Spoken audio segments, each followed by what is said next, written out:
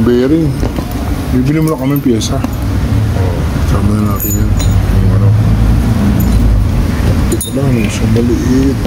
Sa malaki.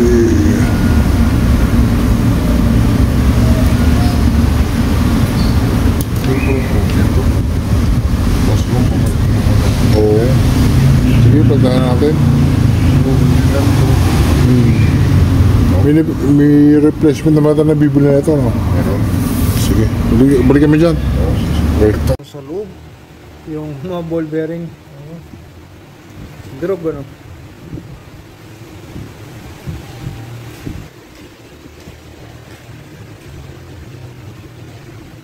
Oh, wala na yung bearing niya. Kalug na. Tapos check-checkin pa rin yung pulley.